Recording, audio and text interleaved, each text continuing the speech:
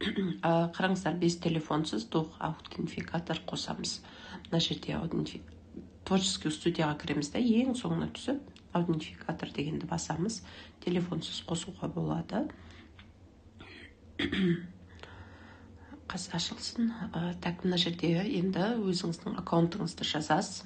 Менде бұрынғы аккаунттарым тұр.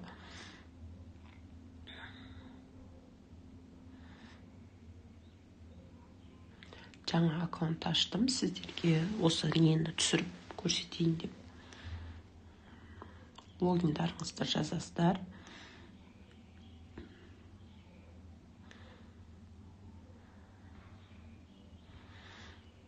Google-ға ашқан аккаунттарыңызды жазасыздар, парольдарыңызды жазасыздар.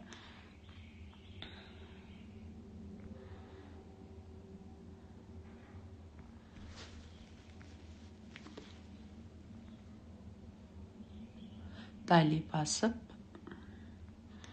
мына жерде енді QR шығады. Екінші телефонмен скриндап аласыздар QR-ды, төменге қарай түсесіздер. Мына жерде добавить номер телефон деп тұр. Номер телефон қоспаймыз.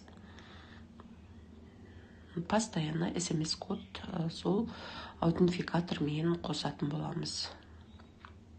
Тұр ғой, аутентификатор деген осыны басамыз.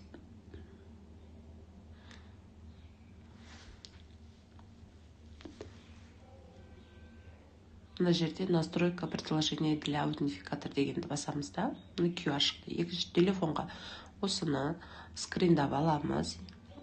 Қастарыңызда міндетті түрде екінші телефон болу керек. Сосын аутентификаторға барамыз.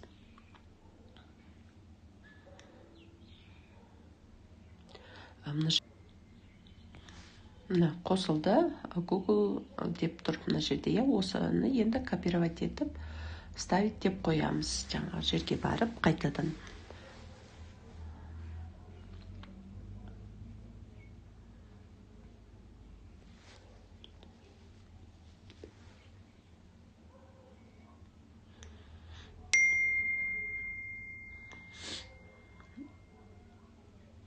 Google аутентификатор деп мына QR-мен қосылды.